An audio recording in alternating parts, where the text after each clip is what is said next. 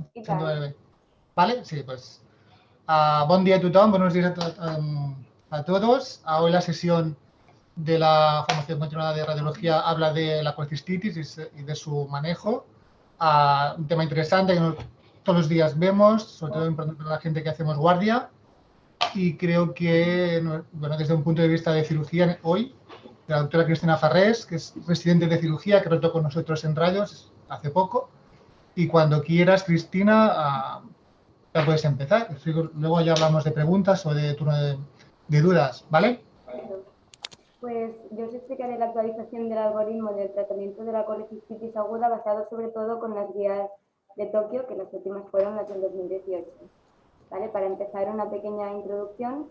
La colecistitis aguda, como sabéis, es una inflamación de la vesícula biliar producida por una obstrucción normalmente de larga duración, y la causa principal son las colelitiasis en 90-95% de los casos, y otras posibles causas pueden ser tanto la isquemia como alteraciones de la movilidad de la vesícula. Entonces, lo que tenemos es que las colelitiasis obstruyen la salida del cístico, por lo que aumenta la presión intraluminal y hay unas contracciones bruscas, que es lo que el paciente y nosotros conocemos como el dolor cólico, ¿no? Una vez esta situación se perpetúa, la pared vesicular empieza a crear edema, se inflama, se infecta y si no hacemos ninguna solución puede hacerse desde necrosis hasta perforación. ¿De acuerdo? Entonces, el diagnóstico de la colecistitis, la sospecha la hacemos con los signos locales y sistémicos, que es el dolor en hipocondrio derecho y en la palpación es dolorosa con el MURGI positivo, y signos sistémicos como la fiebre, el aumento de la PCR o la leucocitosis. Y lo confirmamos básicamente con las pruebas de imagen, que serían el engrosamiento de la pared vesicular superior a 5 milímetros, la presencia de colelitiasis y que mientras estemos haciendo la ecografía el MURGI sea positivo. Estos tres tienen una sensibilidad del 50-80% y una elevada especificidad también. Otras cosas que podemos encontrar son la distensión vesicular, la alteración de la grasa perivesicular, el edema subseroso, el realzamiento de la mucosa, líquido o acceso perivesicular y colección de gases, que es una colecistitis enfisematosa. El TAC también es una prueba que podemos usar, pero algunas colelitiasis, dependiendo de su morfología, conformación, no se pueden ver también, por lo que preferimos la ecografía. Entonces, sí que para la colecistitis enfisematosa se recomienda el TAC, básicamente porque cuando hacemos la ecografía, si hay aire, no podemos ver más profundamente. Y para la colecistitis gangrenosa se prefiere el TAC con contraste para ver el realce mural de la pared, y también se recomienda la resonancia magnética, pero de guardia no es una cosa que todos podamos acceder. Entonces, el diagnóstico diferencial lo hacemos con el cólico hepático, que son el dolor en hipocondrio derecho, son signos sistémicos de inflamación y infección, la colangitis, que es la infección del colérico, de la vía biliar, y se presenta con fiebre, dolor en hipocondrio derecho y ictericia, lo que conocemos como triada de Charcot, que tiene una elevada especificidad, con elevación de los parámetros sépticos de la gamma GT, la fosfatasa alcalina y la bilirrubina, y la prueba complementaria que usaríamos para acabar el diagnóstico sería la colangioresonancia. Este score predictivo se creó para cuando tenemos las colecistitis agudas, saber qué probabilidad de colelitiasis puede tener un paciente. Y se basa en estos 5 ítems, que depende de la puntuación que obtengamos. Si tiene una puntuación media de 3 a 5, se recomienda la colangio-RM, y si ya tiene una puntuación superior a 5, la probabilidad de colelitiasis es alta y ya se recomienda hacer la colangio-RM, y si hay colelitiasis, la CPR. Y otros posibles diagnósticos que podemos tener podrían ser la apendicitis subhepática, el cólico nefrítico, diverticulitis de colon derecho, alguna neoformación en el colon derecho, un absceso hepático, úlcera péptica y pancreatitis, entre muchos otros. Entonces, esta es la clasificación de la colecistitis aguda según sus grados. Hay 3 grados: leve, moderada y grave. La leve es esa que no cumple grados ni 2 ni 3. La moderada es esa que el paciente ya tiene una leucocitosis con una masa y el hipocondrio derecho, con una clínica de 72 días, o bueno, o más, horas, hay 72 días, 72 horas, y una inflamación local como un acceso perivesicular o hepático, coliperitonia o una colecistitis aguda gangrenosa fisematosa. Y la colecistitis grave es esa en que el paciente acude a urgencias con una disfunción orgánica de nuevo, como puede ser hipotensión que requiera de drogas vasoactivas, disminución del nivel de conciencia, una insuficiencia respiratoria con una PAF menor a 300, una insuficiencia renal con oliguria o aumento de creatinina, insuficiencia hepática con aumento de la bilirrubina o del INR, con una coagulopatía, o bien que el paciente también tenga plaquetopénico. El tratamiento inicial que vamos a hacer es poner sueros, analgesia y antibiótico, y el tratamiento definitivo depende de cómo esté el paciente. Haremos o solo tratamiento con antibiótico, lo que se conoce como conservador, la colecistectomía urgente o bien un drenaje de la vesícula biliar, que es la colecistostomía. Según el grado que tenga el paciente de colecistitis aguda, en nuestro hospital tenemos este protocolo de antibióticos, que si es leve le damos amoxiclap de 1 gramo, moderada 2 gramos, y a partir de que es una colecistitis grave damos cipertazo. Aquí también tenemos según las alergias y esto. Entonces, empezamos por la colecistitis leve, que es esa que hemos comentado que no es ni grado 2 ni 3. Y el paciente lo valora anestesia. Si anestesia cree que es un paciente que puede ir a quirófano, hacemos una colecistectomía de urgencia. Si el paciente tiene un elevado riesgo quirúrgico, lo que hacemos es tratamiento conservador con antibiótico. Y si persiste la fiebre, hay persistencia de leucocitosis o el paciente empeora o tiene un deterioramiento hemodinámico, pues entonces cuando decidimos de poner la colecistostomía, si el paciente tiene un elevado riesgo quirúrgico y no puede hacerse la colecistectomía.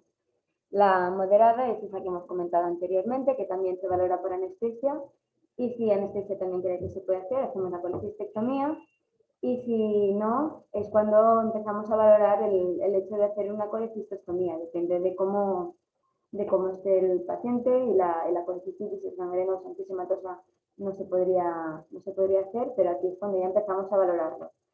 Y la grado 3, que es la grave, según cómo esté el paciente, si tiene una disfunción orgánica recuperable como es la hipotensión, o que tiene una oliguria que con sueros o con drogas vasoactivas se puede remontar el paciente y se puede mantener estable, se hace una colecistectomía de urgencias. Si el paciente tiene una insuficiencia respiratoria con una PAF menor de 300, una disminución del nivel de conciencia, o una insuficiencia hepática con aumento de bilirrubina o de la coagulopatía, es entonces cuando preferimos hacer una colecistostomía.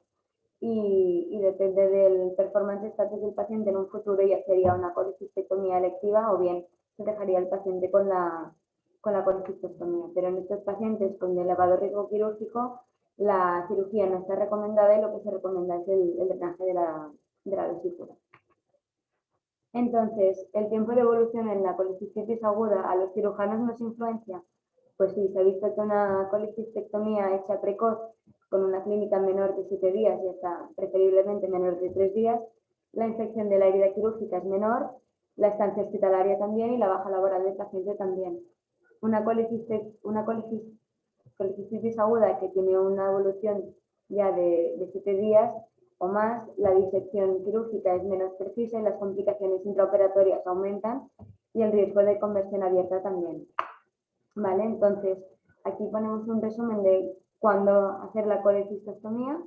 En un paciente con una colecistitis leve, en principio no se tendría que hacer, haríamos con antibiótico, pero si este paciente tiene una mala evolución solo con el tratamiento conservador y tiene un empeoramiento clínico, es cuando la pediríamos. La moderada es cuando el paciente tiene este elevado riesgo quirúrgico o que no sería posible hacer una anestesia general. Y la grado 3 o grave, la que hemos comentado, de insuficiencia respiratoria, una disminución del nivel de conciencia o una insuficiencia hepática. Entonces, si Ramón quiere comentar aquí lo de las técnicas. Sí, bueno, simplemente son un par de pinceladas de la técnica que usamos aquí en radiología y el acceso o abordaje que también deberíamos usar. Como técnicas de colecisteostomía, debemos conocer dos. Primero, la técnica trocar directo, que es la colocación del catéter, que este ya viene montado sobre una guía rígida metálica que está hueca por dentro y en el interior se introduce un estilete metálico. Y una vez este conjunto está montado, da la impresión como si fuera esto, una aguja puntiaguda que está recubierta por fuera por el catéter. Y siempre mediante control de imagen, ya sea ecográfico, TAC, fluoroscopia, se introduce por punción directa desde la piel y al llegar a la vesícula retiramos el estilete y deslizamos el catéter sobre la guía metálica hasta colocarlo dentro de la vesícula biliar. La otra técnica que debemos conocer es la técnica Seldinger, que fue implantada en el 1953 por un radiólogo sueco, que consiste en la punción de la vesícula con una aguja a través de la cual se le pasa una guía metálica. Y así sucesivamente vamos colocando sobre esta guía metálica unos dilatadores, que poco a poco vamos a ir aumentando el diámetro de este catéter hasta colocar el catéter definitivo.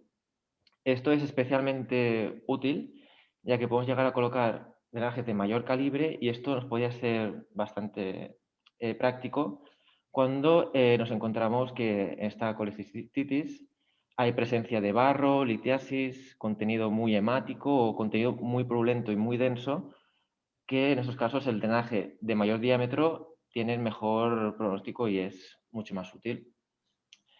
En cuanto al acceso, tenemos el transperitoneal y el transhepático, que básicamente vamos a entrar directamente por el peritoneo hasta la vesícula, el transperitoneal, o utilizaremos el parénquima hepático como, digamos, soporte del catéter de la guía.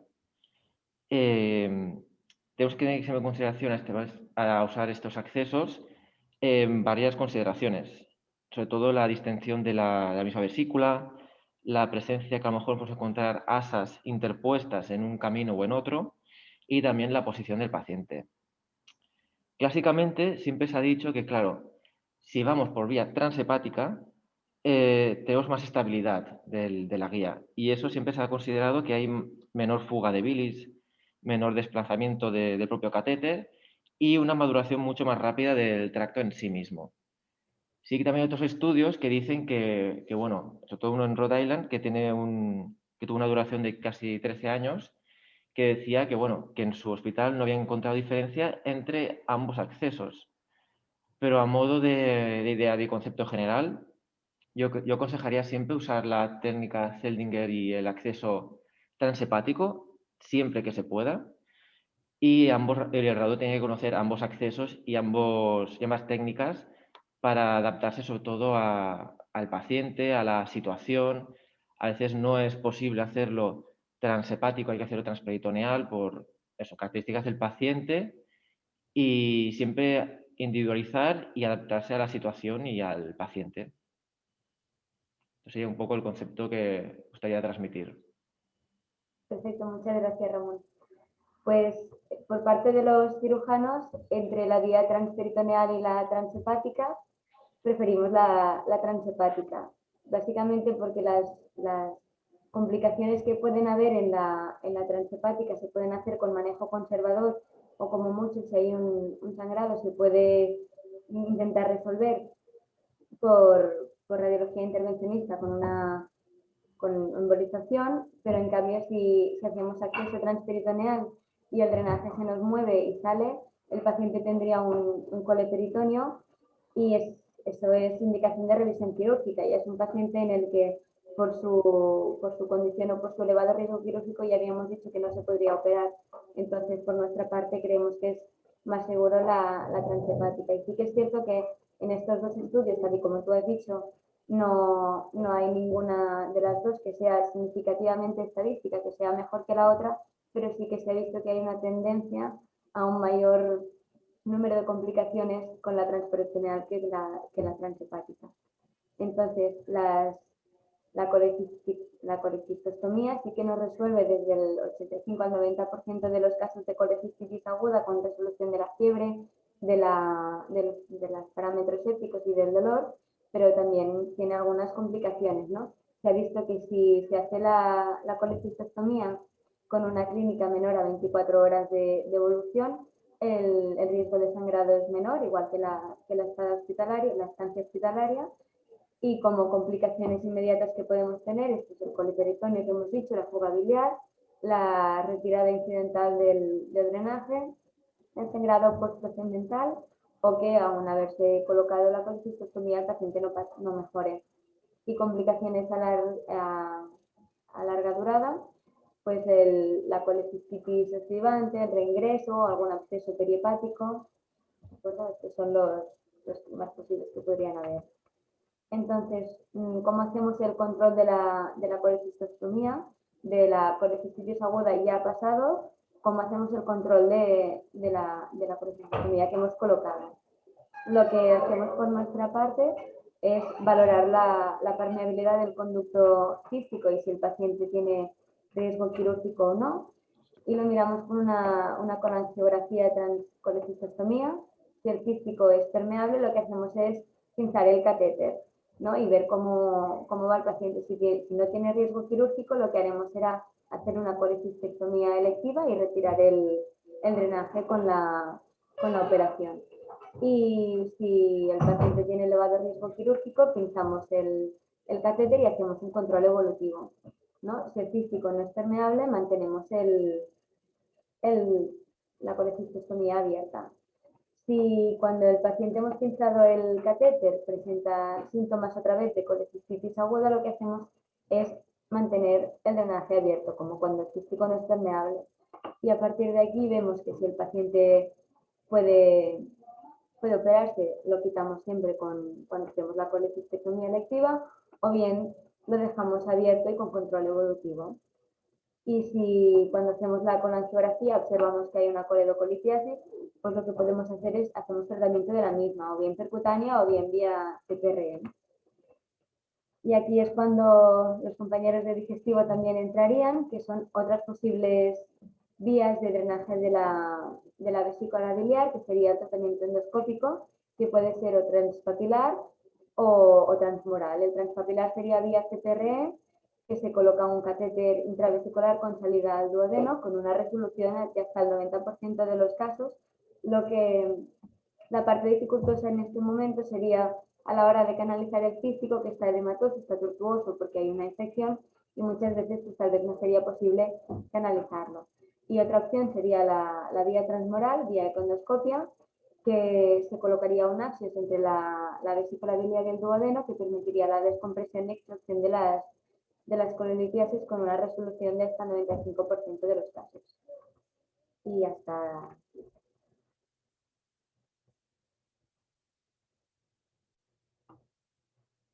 Sergi, tienes el micro apagado. Sergi, el micro. Sergi. Ahora se me oye, ¿no? Sí, sí, perfecto. Merci, Cristina, por tu sesión, la verdad, interesante, sobre todo por este tema en las guardias. Creo que hay ya varias preguntas para ti.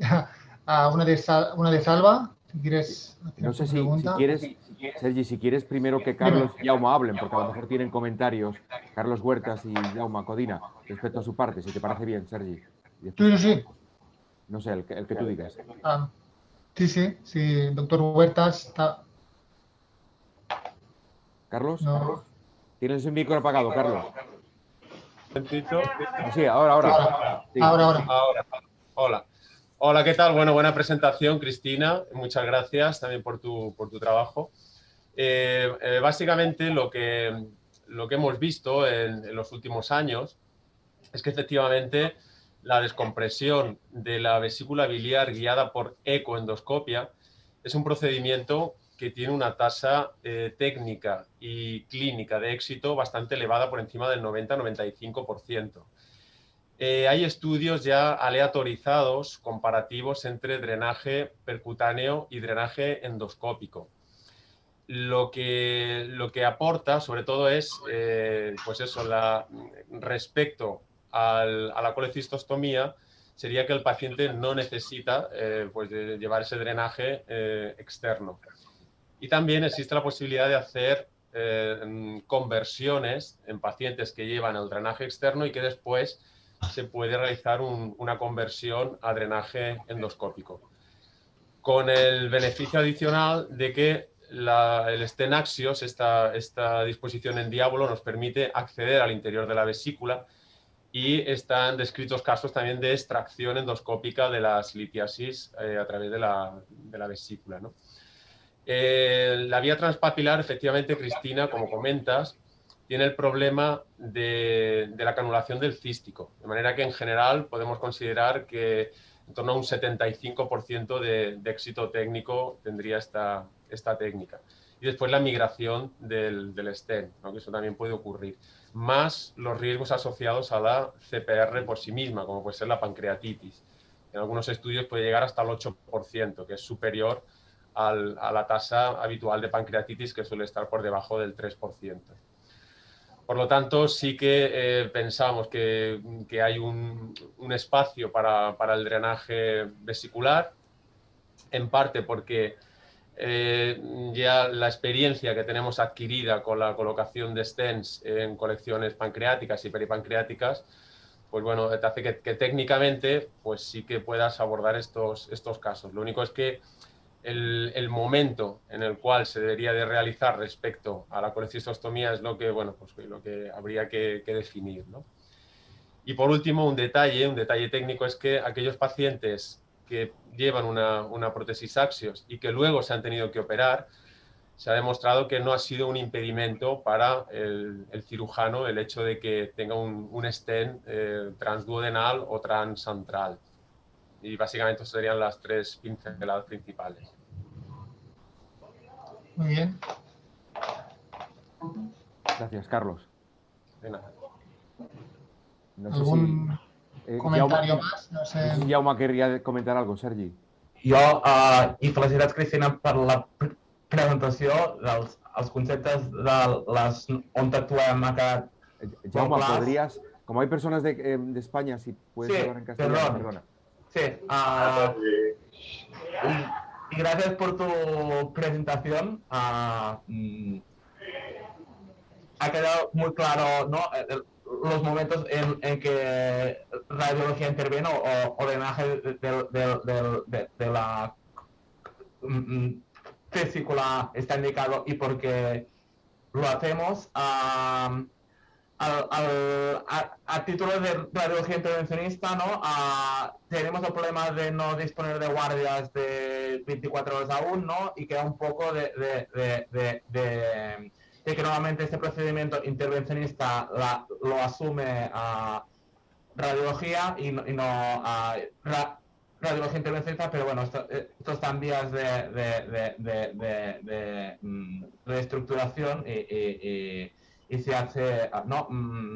Y de eso, porque por parte de radiología intervencionista hay la posibilidad de hacerlo mediante técnica Seldinger, con radiología general solo con guía ecográfica es más complicado hacer el con Seldinger y aunque hemos dicho que la mejor técnica era transhepático y por Seldinger, hay situaciones que sin que haya nada especial se termina haciendo transperitoneal y con catéter.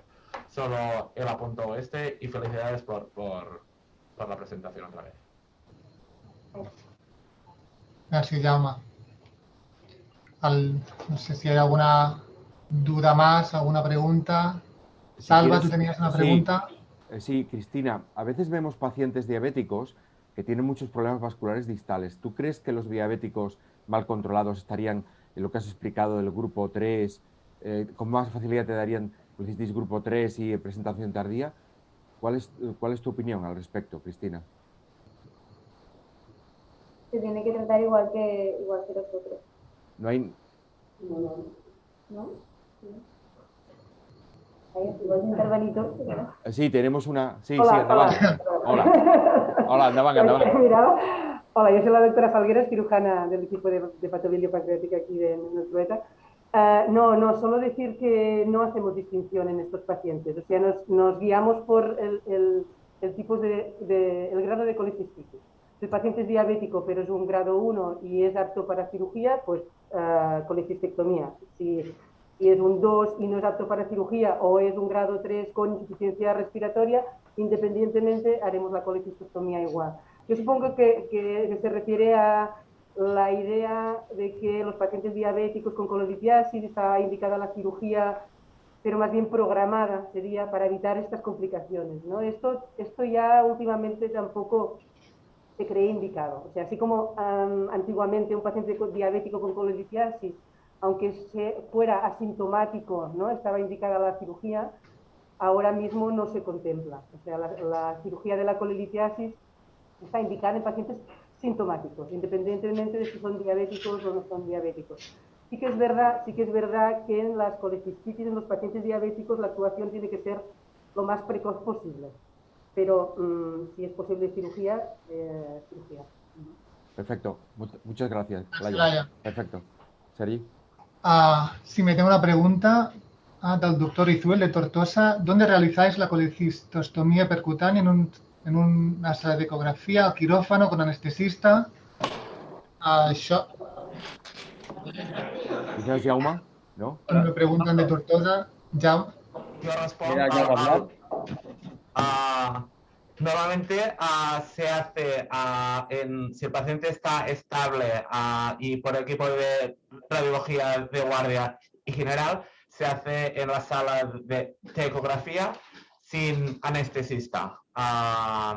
Luego hay en pacientes inestables que vamos en urgencias, en UCI, también sin anestesista en la sala en cuestión con un ecógrafo portátil, y si se hace si el paciente está chocado y hace falta anestesia, no se mueve el equipo de anestesia ni a la eco ni en urgencias, y si se puede mover a la sala de radiología intervencionista, lo hacemos en sala de radiología intervencionista con anestesia. Pero bueno, el 85% se hacen en la sala de ecografía y sin anestesia. Muchas gracias. Sí.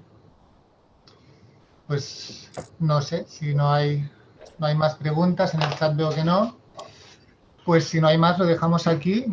Cristina, merci por la sesión. Es muy interesante, y si no hay más dudas, pues lo dejamos aquí. ¿De acuerdo? Quizás Sergi, desde Barcelona, espera, que hay una pregunta aquí. Desde Barcelona hay relación desde un determinado número de diámetro con más riesgo de coleperitoneo. El número de French, quizás quiere decir, ¿no? El diámetro del... Sí, del catéter de Pigtail, Sí. con más riesgo de coleperitoneo. No sé, Jaume, ¿quieres? Respondo yo a lo habitual, el catéter habitual de drenaje de una bilis, ¿no? Por la densidad, normalmente se coloca un 8, que es un catéter dentro de nuestro rango pequeñito, y la gran mayoría de veces es capaz de drenar la vía. Aumentarlo solo sería necesario en casos de bilis purulenta, pero que haya pus y no bilis, con lo cual no estás drenando bilis, sino que estás drenando pus. Sería interesante, que no siempre lo hacemos porque la práctica de totalidad, y ya metemos el pequeño y ya está, es que antes de colocar y de escoger el catéter, mirar lo que saldrá, y con lo cual estaría bien en técnicas Selling, sobre todo en el momento de pinchar y que estamos dentro, aspirar y ver el contenido de dentro de la vesícula, ¿no? Si sale bilis está clara con un 8, perfecto. Si no sale bien y creemos que es pus, pues a lo mejor está bien ponerle un 10 o un 12. con el riesgo sería raro que lo peritoneo si estamos aspirando pus, al menos de entrada. Yo, si me permites, ligándolo con esto y insistiendo un poquito en lo que decía Cristina antes, pensar que los pacientes a los que nosotros indicamos colecistostomía son pacientes que precisamente no son aptos para una cirugía, ¿no? O sea, que son pacientes o de muy alto riesgo o con una situación de sepsis muy importante. Por tanto, insistir en que siempre que sea posible, pensamos que es preferible que sea transhepático, ¿no? Para disminuir así el riesgo de coliperitoneo, porque un coliperitoneo de estos pacientes puede ser fatal, ¿no? Porque la solución seguramente será una cirugía que ya habíamos desestimado antes.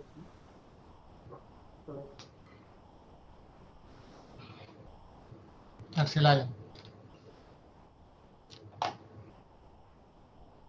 No sé si ya, Alba quería hacer algún comentario antes de terminar. Sí, una cosa. Soy Pedro. Hombre, Pedro, doctor Ortuño. Hola.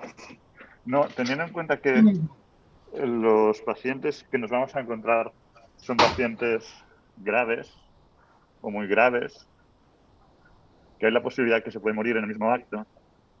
Una, ¿es intervencionismo menor? Y dos, si eso tendría que estar, de alguna manera, tendría que haber alguna necesidad cerca las 24 horas. Sergi, ¿te parece bien que conteste Jauma a la pregunta de Pedro? Sí. Gracias, Pedro. Jauma. Al disponer, tener anestesista disponible y tener guardia 24 horas son dos cosas difíciles de conseguir ¿no? Los recursos son limitados, ¿no? Hay demanda y estamos trabajando en ello para tener guardias 24 horas. El soporte de anestesia es siempre preferible, ¿no? Con lo cual... ¿Qué? Con lo cual, estaría perfecto tener anestesista y guardia 24 horas. Aunque si el paciente está estable y se puede hacer con guía ecográfica, lo estamos haciendo, es lo que llevamos haciendo durante muchos años con resultados buenos. Con lo cual sería estupendísimo disponer de estos recursos. Si no los tenemos o podemos coger a los pacientes que sí y a los pacientes que no, pues es lo que hay y tampoco está mal hecho, en mi opinión. Bueno, pero se miden resultados. No es un procedimiento, lo de etiquetar nefrostomías y colecistostomías de procedimiento y menor, yo creo que no es una terminología correcta, ¿no? Aunque la gran mayor parte de nefrostomías y colecistostomías vayan bien y no hay ningún tipo de complicaciones. Por el otro lado, hay que es una patología muy frecuente y con lo cual estamos pinchando algo en pacientes que no están de bien, que por eso lo estamos haciendo y riesgo de complicaciones hay, aunque no sea un porcentaje muy importante. Vale. Muy bien. Gracias, Pedro. Sergi, si quieres, déjame que haga un poco de resumen. Yo creo que se ha dicho, primero de todo, ha sido una intervención liderada por Cristina Farrés, pero con un equipo de participación disciplinar, desde la doctora Falgueras, cirugía, Carlos Huertas, endoscopia y Jaume Codina, radiología intervencionista. Entonces, yo creo que el mensaje es trabajar en equipo, decidir lo mejor para el paciente, y también se ha comentado que idealmente intentar la vía transhepática, en el caso de la colecistostomía, y después también se ha dicho que quizás hay que, siempre pensando en el paciente, si no tenemos otra alternativa, pues intentar hacerlo con los recursos que podamos, pero si se puede intentar tener siempre que lo haga el equipo de radiología intervencionista con guardia 24 horas y siempre, si es necesario, tener anestesia. Eso es lo que tenemos que intentar para ofrecer la mayor calidad. Pero siempre un trabajo en equipo entre todos. O sea que gracias. Sergi, no sé si quieres tú comentar algo más. Sí, no. Lo mismo. Y veo que no hay ninguna duda más, pero sí. Quizás Cristina quiere decir algo para concluir, doctora Farrés. No, nada, sí, gracias y ya está. Que espero que haya quedado todo claro y ha estado muy bien hacer este organizativo con digestivo, cirugía, radiología, ha estado bien. Muy bien. Gràcies, Cristina. Sergi? Sí, merci, Cristina, per la teva sessió i si no hay ninguna pregunta más ni nada más, pues lo dejamos aquí, ¿de acuerdo? Perfecto. Merci a tots els col·laboradors. Venga, muchas gracias a todos. Vale. Adéu a tothom. Adéu.